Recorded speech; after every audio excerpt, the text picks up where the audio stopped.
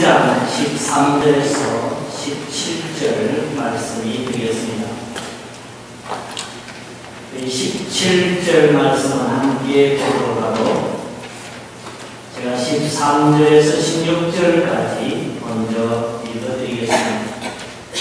형제들아, 내가 여러 번 너희에게 가고자 한 것을 너희가 모르기를 원하지 아니하노니 이는 너희 중에서도 다른 이방인 중에서와 같이 열매를 맺게 하려 함이로되 지금까지 길이 막혔도다. 헬라인이나 야만인이나 지혜 있는 자나 어리석은 자에게 다 내가 빚진 자라. 그러므로 나는 할 수 있는 대로 로마에 있는 너희에게도 복음 전하기를 원하노라. 내가 복음을 부끄러워하지 아니하노니 이 복음은 모든 믿는 자에게 구원을 주시는 하나님의 능력이되며 먼저는 유대인에게로 그리고 헬라인에게로다.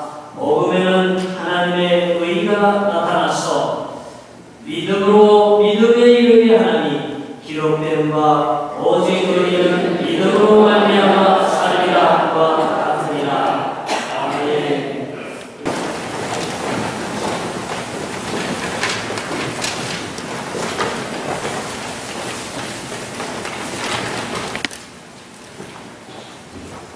한국에서 전도사, 강도사, 산수를 받을 때까지 6년간 섬겼던 교회가 있습니다. 그 교회는 바로 대학교 정문 앞에 있는 그런 교회였습니다. 오늘 교회에 오니까 교회에 부른 벽돌 위에다가 운동권 학생들이 교회를 확 불사질러 보이겠다고 이렇게 페인트로 써놨습니다. 그리고 그들이 끌고 간 이 프린트를 보니까 이렇게 전국의 독재자들이 인권을 탄압하고 있는데 교회가 이 독재 타도에 맞서지 않는다고 이런 교회는 확 불사질러 버릴 거라 그렇게 유인물을 뿌리고 갔습니다. 성도 교회는 어떤 것입니까? 교회는 무엇 하는 것입니까? 교회의 본질은 무엇입니까? 사실 공의가 강물처럼 흐르게 하는 것 하나님이 기뻐하시는 일이 틀림없습니다. 그러나 교회가 제야 세력의 어떤 공동체는 아닙니다. 독재자를 맞서서 싸우는 그런 목적이 교회의 본질은 아닙니다. 어떤 사람들 얘기합니다. 교회가 가난한 사람들을 돕고 교회가 소외된 사람을 돌봐야 한다고 말합니다. 맞습니다. 교회가 그런 일을 많이 해야 됩니다.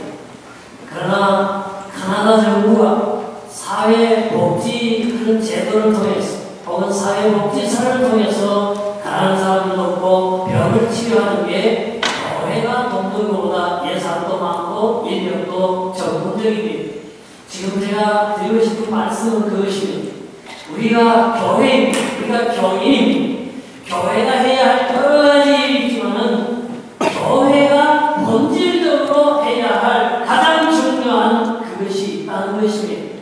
그래서 우리가 교회 바깥 사람들이 교회에 대한 부분적인 이해를 가지고 혹은 오해를 가지고 바라보다 할지라도 교회 안에 교회인 우리는 교회의 본질이 무엇인가를 확실히 알고 교인으로서의 교회의 사명을 감당하면서 살아야 되겠다 하는 것입니다.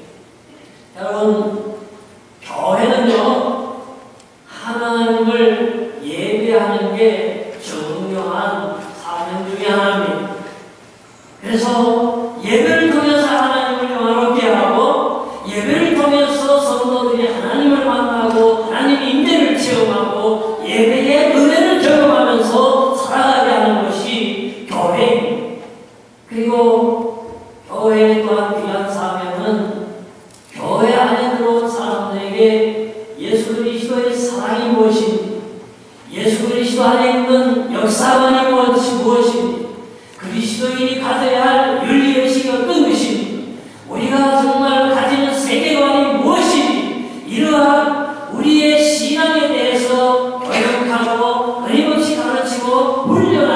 그런 교육적인 사명이 교회 안에 있습니다. 또한 교회는 예수 그리스도께서 사람을 섬기듯이 겸손한 마음으로 왜 도움을 필요한 사람들에게 정말 기꺼이 다가가서 헌신하고 봉사하고 그들을 도와주는 그런 봉사의 기능이 있습니다. 그런가 하면 교회여 예수님의 사랑으로 천국의 구원받은 기쁨과 감격을 가지고 서로 사랑을 나눕니다. 위로를 나눕니다. 천국의 소망과 희망의 교제를 나눕니다. 이러한 교제가 또한 교회의 사명 가운데 포함되어 있습니다. 그 중에서도 중요한 5번째 사명이 뭐냐면 선교입니다. 그래서 오늘은 앞으로 우리가 교회의 본질이 무엇인가에 관해서 예배와 교육과 봉사와 교제와 선교가 있는데, 원래는 선교 순서상 예배에 관해서 제가 하고 싶었는데, 오늘은 이제 선교사 파송주일로 예배를 드리니까 순서를 좀 땡겨서 오늘은 선교에 관해서 말씀을 드리려고 합니다. 우리 교회에 어때 본질이 있으니까 손가락이 5개잖아요. 오른손 한번 내보시기 바랍니다. 자, 따라해보세요. 예배, 교육, 봉사, 교제, 선교. 그래서 오늘은요 5번째 선교에 관해서 먼저 말씀을 드리려고 합니다. 왜 교회가 어려울 때도 선교하고 사도 바울같이 그렇게 목숨의 위협을 당하고 강물의 위험과 강도의 위험과 동족의 위험과 많은 고난 속에서도 왜 목숨을 아끼지 않고 교회가 이렇게 복음을 전해야 했었던가? 왜 오늘날 우리 강림이가 복음 전하는 일에 여전히 우리 교회 공동체가 힘써야 되겠는가 하는 말씀을 드리기로 원합니다. 먼저 우리 예수님께서요 이 세상에 오셨어요. 하나님이 사람이 되어 오셔서 공생애를 딱 시작할 때에 예수님이 처음 하신 말씀이 그거예요. 회개하라, 천국이 가까이 왔느니라. 그러면서 갈릴리의 고기 잡는 어부들에게 사람 낳는 어부가 되라, 그렇게 말씀하셨어요. 우리가 갈릴리 사람들입니다. 주님께서 제일 중요한 일을 감당하셨는데 그게 바로 복음 전하는 일이었다. 죄인을 회개시키고 죽은 사람을 생명으로 옮기고 세상에서 사는 사람들에게 목적과 의미를 부여해서 영원한 소망, 하나님의 자녀로 천국의 영광을 누릴 수 있도록 축복하는 것, 바로 이 전도를 주님이 한다하셨다. 갈릴리 사람들에게 이 복음의 사명을 맡기셨다 하는 것입니다. 그 다음에요 예수님께서 이제 공생애를 시작했어요. 복음을 전하는 시작을 했는데 고향에서 예수님을 배척했습니다. 고향 사람들이요 아는 사람들이 더 없어요. 전혀 도와주지 않고 핍박하고 죽이려고 그랬어요. 그래서 하는 수 없이 예수님이 고향을 떠나서 이제 저기 빨랑을 잡아 읽어보세요. 시작. 예, 모든 촌에 두루다니시며 가르치시더라. 예수님이요 촌에 가셨어요.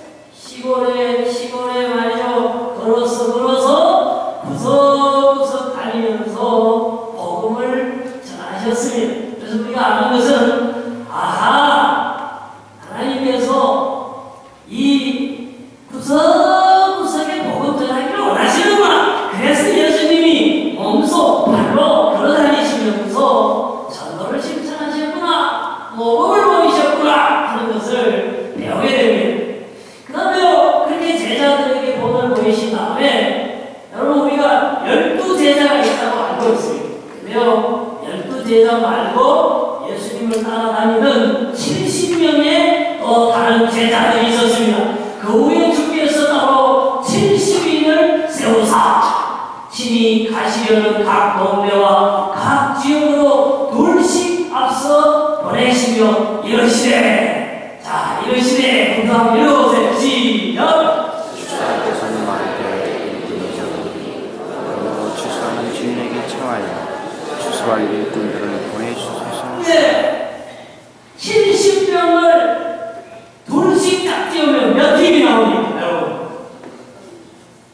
35팀을 보내셨어요. 아마 35동네에 보내신 것 같아요. 유대, 갈릴리 거의 전 지역을 가로하는 숫자입니다. 그 사람들을 보내면서 전도를 시키셨어요. 그리고는 그것도 부족하니까 전도자 주수한 일꾼을 더 보내달라고 그렇게 기도하라고 가르쳐 주셨습니다. 그렇습니다. 예수님께서 제자된 우리들에게 원하는 게 뭐냐? 둘씩 딱 떼어서 아직도 복음이 미치지 못한 곳곳에 가서 복음 전하러 가는 것이 오늘날 제자들에게 하신 스승의 계획이다, 가르침이다 하는 것을 알아야 할 것입니다. 그 다음에 우리가 지상명령 많이 우리가 기억하고 있어요. 마태복음 28장 16절에서 20절 사이에 예수님이 구름을 타고 성전을 하시면서 제자들에게 모든 족속에게 가서 세례를 주고 예수님이 가르쳐준 것을 또 도로 가르쳐주고 지키도록 훈련시키라 하는 지상명령은 잘 알고 있습니다. 똑같은 얘기를 마가는 아주 간단하게 적게 얘기하고 있습니다. 너희는 온 천하에 다니며 만민에게 복음을 전파하라. 읽어볼까요? 믿고 세례를 받는 사람은 구원을 얻을 것이요 믿지 않는 사람은 정죄를 받으리라. 아멘. 그래서 왜 우리가 복음을 전해야 하느냐? 다른 사람이 구원을 얻기 때문에 그렇습니다. 제가요 예수 믿으라 그러면 어떤 사람이 나보고 이렇게 말해요. 예수 안 믿는 사람 중에도 예수 믿는 교회 다니는 사람보다 훨씬 더 착한 사람도 많은데, 그러면 죄 많이 지어도 예수 믿는다고 천국 보내고 예수 안 믿는다고 착한 사람 지옥 보냅니까? 그렇게 따져요. 근데 그 나보고 따지면 안 돼. 나는 하나님 아니에요. 천국에 보내고 지옥에 보내는 건 하나님 결정이에요. 근데 하나님 보시니까 다 지옥 가야 돼. 뭐 큰 죄 지은 사람도 있고 적은 죄 지은 사람, 모든 사람이 죄를 범하였으면 하나님의 영광에 이르지 못한다 그랬어요. 그래서 하나님이 그럼 어떻게 구원할까? 아들 예수를 보내 속죄를 하고 그 예수를 믿는 사람을 구원하기로 하나님 그렇게 구원의 방법을 정했어요. 마지막 날에 예수를 믿는지 안 믿는지, 예수의 비공로가 있는지 없는지를 가지고 죽음과 삶을, 지옥과 천국을 결정하기로 했어요. 하나님이 그걸 결정했으면 하나님 시행하시는, 우리가 누가 착하고 누가 덜 착하고 이것 지금 따질 계제가 아니에요. 그래서 예수 믿으라고 하는 거예요. 여러분 분명히 아셔야 돼요. 하나님의 사자가 심판을 행하던 6월절 그날 밤에요, 애국 사람들 중에서도 착한 사람 많이 있었어요. 유대인들, 비유대인들도 나쁜 놈들 많이 있었을 거예요. 그러나 사자가 심판할 때에요, 문설주에 비가 묻었느냐 안 묻었느냐를 가지고 넘어가고 살리고 죽이고 했어요. 여러분, 하나님은 은하게 진실하신 하나님이에요. 예수 믿는 구원한다고 해서 그렇게 하실 거예요. 그렇기 때문에 예수를 모르는 사람, 그렇기 때문에 예수를 안 믿는 사람에게 다가가서 복음을 전해야 되고 예수를 믿게 해야 되고 세례를 받게 하고 그리스도의 가르침을 배워서 하나님을 섬기며 사랑하며 전하며 살아가라고 하는 선교와 전도가 필요한 거예요. 그래서 우리가 전도를 하는 거예요. 그래서요, 예수님이 성천하시면서 남겨진 제자들이 그렇게 말씀했기 때문에 예루살렘 교회, 이방인 가운데 세워진 안디옥 교회가요, 열심히 전도했어요. 감옥에 가도 전도하고, 채찍에 맞으면서도 전도하고, 욕을 먹으면서도 전도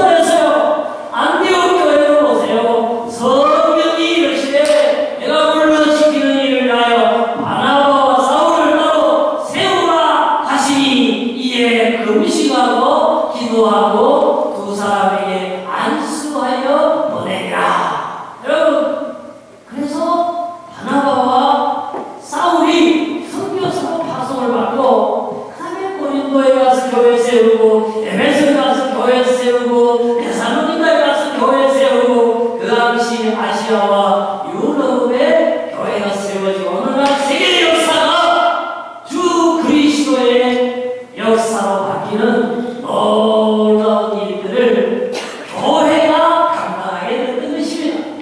사랑하는 여러분, 선교는 예수님께서 교회에 분부하신 중요한 사명입니다.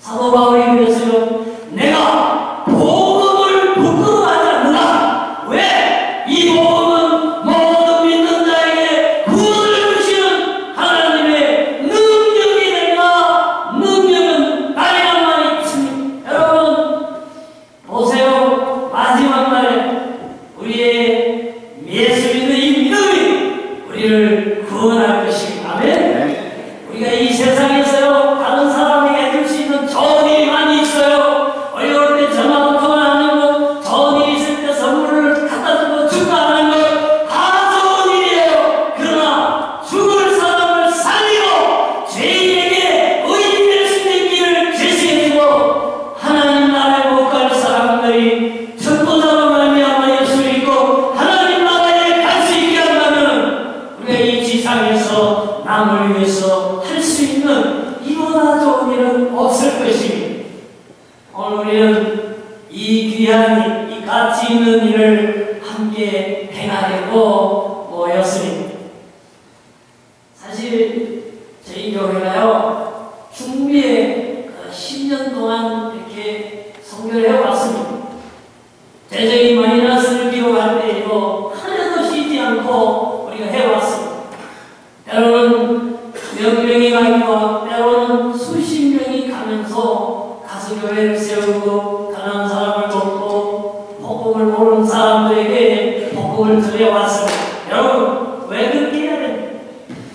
예수님께서 복음을 전하러 오셨습니다. 예수님께서 복음을 보이셨어요. 예수님이 제자들에게 복음 전하라고 동네마다 보내셨어요. 예수님께서 또한 성찬하시면서 제자들에게 복음 전하라고 하셨어요. 예루살렘 교회와 안디옥 교회와 모든 교회가 복음을 전해서 오늘 우리가 예수를 믿고 구원을 얻었습니다. 그래서 교회는 모름지기 전도해야 되고요. 선교를 해야 되는 것입니다. 그게 바로 우리 교회의 크리스찬의 DNA 속에 그러한 전도와 선교의 사명이 본질적으로 심겨져 있다는 것입니다.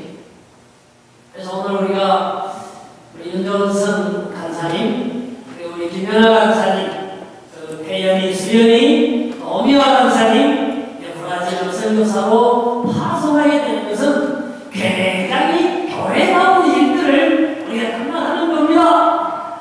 왜냐하면 전도와 선교는 교회가 태동될 때부터 그리고 교회의 머리 되시는 주님의 처음부터 끝까지 우리를 향한 일관된 부탁사항이고 사명이기 때문에 그렇습니다. 그래서 오늘 이후로 정말 우리 교회가 더욱 선교에 힘쓰고 정말 선교사를 위하여 기도하고 협력하는 우리 교회가 되기를 간절히 소망합니다. 저는요 제가 가만 생각해 봤어요. 우리 유간사님이요 저희 교회에 와서 처음에는 찬양 인도자로 몇 년을 섬겼어요. 그러면서 우리 교회가도 사실 작사 작곡도 해주시고 우리 찬양 수준이 많이 올라갔어요. 정말 아름다운 찬양을 우리가 할 수 있어서 너무 감사했고요. 그 다음에 우리 청년부에 우리 유학생들이 가운데 많이 오는데 우리 교회에 청년대학교를 부흥시킬 수 없을까? 연구를 많이 하고 기도도 하고 모심하다가 우리 유관사님을 거기에 이제 교역자로 임명을 하고 총명을 기울여서 우리가 기도하고 전도하고 양육하는 가운데 오늘날 우리 40~50명이 모이는 훌륭한 청년대학교가 그렇게 성장하게 생각해 보니까 야, 그때 8년 전에 중학생이던 사람들이 고등학생이고 고등학생들 중에서 이제 대학을 졸업하고 이제 사회에 나간 사람도 있고 해서 그렇게 잘 자라나서 신앙생활하는 걸 보면서 참 귀한 사역을 했다. 저희 교회에 주신 하나님의 큰 축복이고 귀한 참 하나님의 종이다 이렇게 생각하면서 감사함이 있었어요. 그리고 이제 우리 은만사님이 또 세계적으로 하나님의 글을 쓰시기 시작해서 이스라엘로 한국으로 저 아시아로 남미로 이제 너무너무 바빠져서 교회 사역을 감당 힘들게 되었어요.